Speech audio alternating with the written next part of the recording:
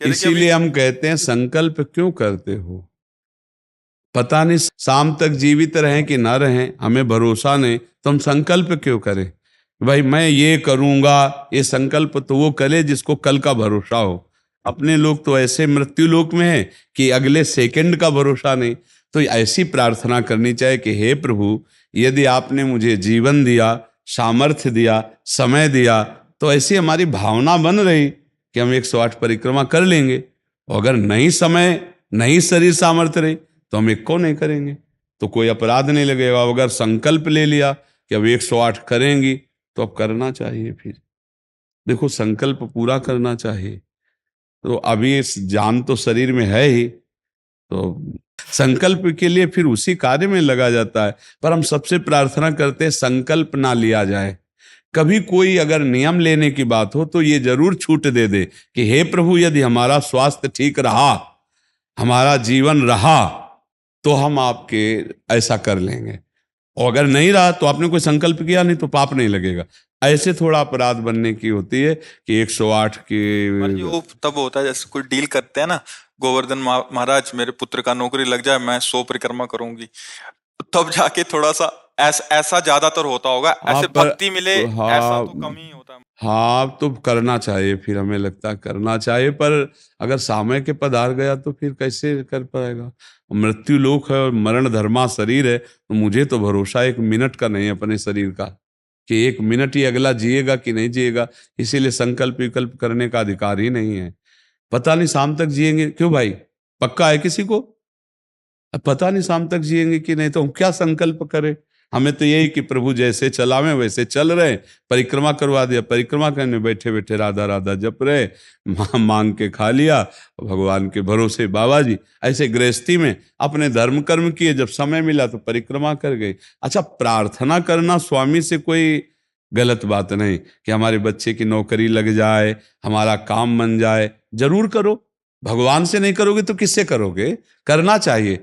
पर ये करके कि हमारी कामना पूर्ण कर दो, हम इतना करेंगे, फिर बंधन हो जाएगा। हम इतना क्यों करें, तुम्हारी परिक्रमा करेंगे तो हमारा काम पूर्ण? स्वार्थी हो क्या? हमारे पिता हो, हमारे स्वामी हो, हमारी जरूरत है, मांग रहे कि प्रभु हमें एक संतान दे दो, हम आपको कुछ करेंगे। ये हम में बस नहीं, हमारे पास तो जो कुछ दिया हुआ सब आपका है नाथ। स्वाभाविक 108 परिक्रमा लग जाए, कोई बात नहीं। संकल्प मत करो, मांग जरूर लो, तुम्हें मांगना है। और छूट दे दो कि प्रभु यदि उचित हो तो ऐसा करना, अगर उचित ना हो तो प्रभु लाख बार मांगो तो भी पूरा मत करना। ये भक्तों की मांगे होती हैं, ये सत्संगियों की मांगे होती है कि नाथ मेरी आवश्यकता तो है, पर अगर आपको उचित लगे तो आप दे देना, और अगर उचित ना लगे तो मेरे मांगने पर भी आप ना देना। ये जब ये बात बनी रहती है कि जितना नाम जप होना चाहिए उतना नहीं होता, उतना, ये बात तो हमारे में भी है।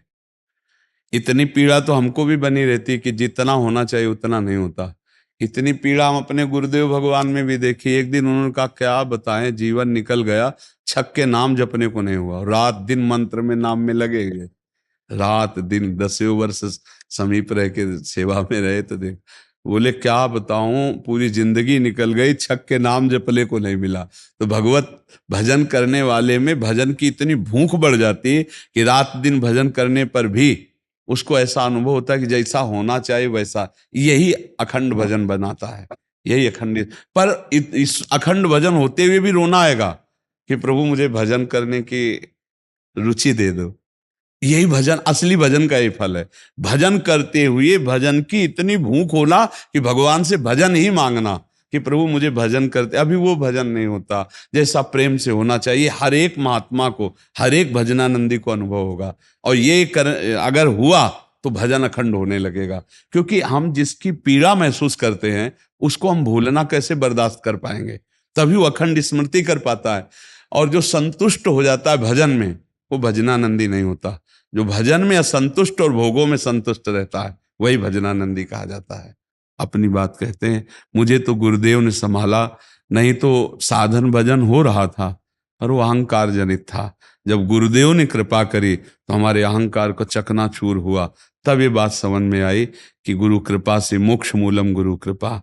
गुरुदेव भगवान साक्षात करुणामय प्रियालाल के स्वरूप हैं। वो जब कृपा करते हैं तो अहंकार नष्ट हो जाता है, और अहंकार नष्ट होते ही दैन्यता आ जाती है। और प्रियालाल को दैन्यता बहुत प्रिय है, और वो दैन्यता कृपा से ही आएगी। और गुरु के चरणों में आसक्त रहो। देखो, हम आपको गुरु महिमा की एक बात बता दें। जब हम कोरा कागज होकर गुरुदेव के चरणों में समर्पित होते हैं, तभी हमारी हृदय में लिखा पढ़ी सही होती है। हम लोग क्या होते हैं, पूरा कागज रंगे हुए पहुंचते हैं और अपनी बुद्धि लड़ाते हैं गुरुजनों पर, इसीलिए हमारा काम बन नहीं पाता। यदि हम बच्चा बन के गुरु के चरणों में जाएं, जैसा बोले वो और वैसा करने लगे, तो गुरु को भी पता नहीं चलेगा। ऐसे शिष्य की उन्नति हो जाएगी अध्यात्म की, क्योंकि उसने उनको भगवान माना है। देखो, एक हम प्रसंग कई बार सुना चुके हैं। एक उड़िया बाबा ने सुनाया था प्रसंग कि एक बंगाल के भगत के मन में आया कि मैं गुरु बनाऊं। तो एक प्रसिद्ध थे काली के उपासक, उनके पास गए, और वो मदिरा पीते थे, वो जानते नहीं थे। वो मदिरा पिए हुए बैठे हुए थे। उन्होंने कहा, गुरुदेव, मैं आपको गुरु रूप से वरण करता हूं, मुझे मंत्र दे दो। तो शराब के नशे में लड़खड़ाते हुए मंत्र बोले, तो अशुद्ध मंत्र और अशुद्ध अवस्था, पर वो सीधा सरल भक्त भगवान मान के गुरु की छवि लेके पूजा में रख के और मंत्रानुष्ठान, अशुद्ध मंत्र। 1 साल ही हुआ कि माँ भद्रकाली प्रकट हो गई, काली, और उनका बेटा, तेरा गुरु ढोंगी है। तो उन्होंने कहा, माँ, पहली बात तो आप गुरु को ऐसा ना बोले, गुरु हमारे परब्रह्म है, आप ऐसा ना बोले। बोले, बेटा तू बहुत सरल है, जानता नहीं, वो शराब पीता है, और जो मंत्र दिया ना वो अशुद्ध है। माँ ने कहा। तो उनका, माँ, अब तो और विश्वास आपकी बात पे नहीं रहा। अगर गुरु ने अशुद्ध मंत्र दिया होता तो तुम 1 साल में आ गई, कैसे आ गई?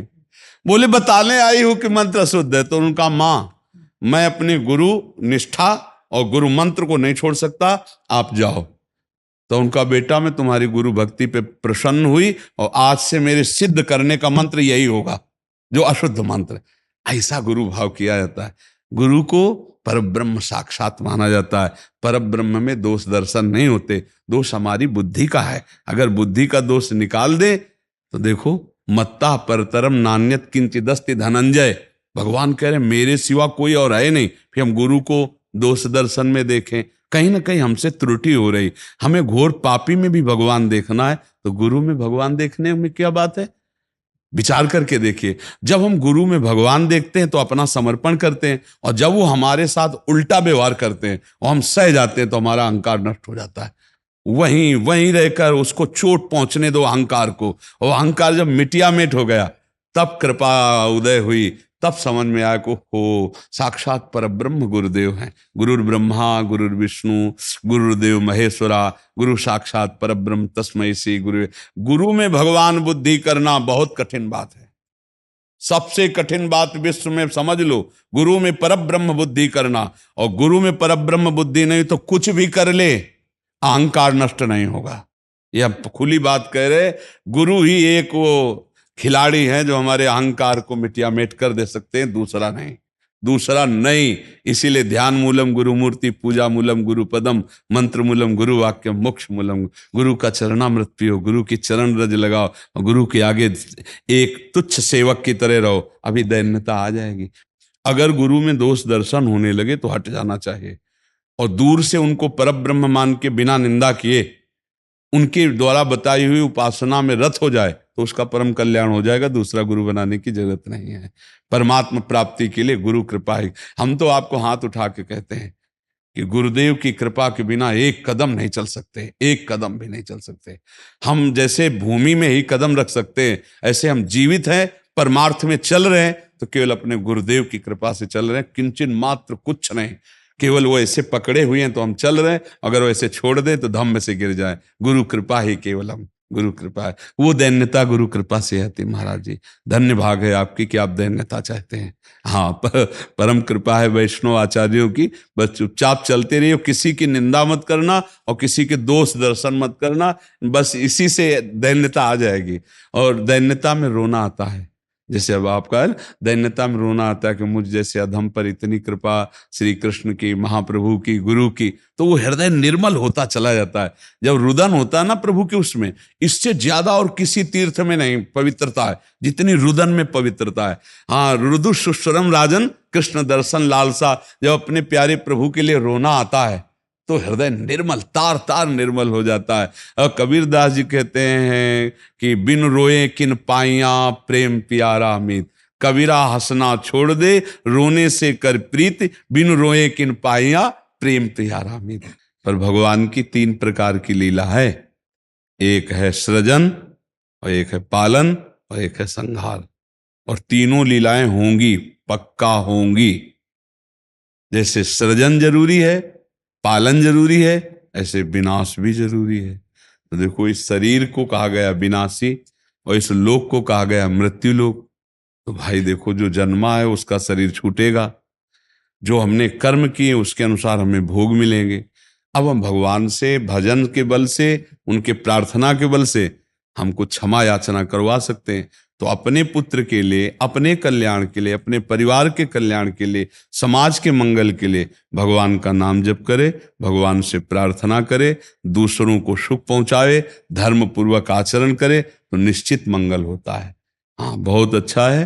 देखो, यशोदा मैया स्वयं भगवान लाला के रूप में आयला तो गौ की पूंछ से झाड़ना और ब्राह्मणों को बुलाकर स्वस्ति वाचन कराना, दान देना, मेरा लाला कन्हैया सुरक्षित रहे। क्योंकि बड़े बड़े आक्रमण हुए ना, पूतना है, तृणावर्त, अघासुर, बकासुर, तो मैया घबरा जाती थी कि दुनिया की बलाएं हमारे लाले के पीछे काहे पड़ी। और अच्छा, माँ को अपने पुत्र का महान स्वरूप दिखाने पर भी दिखता ले, क्योंकि माँ है ना, उनको तो लगता है मेरा लाला है, तो बार बार वो परेशान हो जाती थी। और स्वयं भगवान की रक्षा के लिए भगवान के नाम का प्रयोग किया, केशव भगवान बाजुओं की रक्षा करे, ऐसे करे, ऐसे। तो हमें लगता है भगवान का नाम जप और धर्माचरण, दूसरों को सुख पहुंचाना, और इसका फल मेरा पुत्र सुरक्षित रहे, मेरे पुत्र की बुद्धि शुद्ध हो, मेरे पुत्र को कभी विपत्ति ना हो। तो ये देखो, माँ में बहुत बड़ी सामर्थ्य है। अगर माँ तपस्या और पूर्वक अपने पुत्र को चाहे तो अजर अमर बना सकती है। मंदालसा माँ ने यही कहा था, मेरे गर्भ में जो जीव आएगा उसे भगवान से मिला के रखूंगी, उसे भगवत प्राप्ति, और ऐसा ही किया। देखो, गांधारी जी ने जे भी सुना कि धृतराष्ट्र हमारे पति होने वाले वो अंधे हैं, तो पट्टी बांध ली। जब ये समय आया कि अब युद्ध होगा ही पक्का, तब गांधारी जी ने कहा, बेटा मैं तुम्हें बहुत प्यार करती हूं, तुम मेरा बेटा है, पर भीम के सहयोगी श्री कृष्ण तू मारा जाएगा, इसलिए जा, तू नग्न होकर मेरे सामने आ जा, मैं पट्टी खोलती हूं, तेरा शरीर वज्र का हो जाएगा, मृत्यु ही नहीं होगी तेरी। अब भगवान तो भगवान ही है।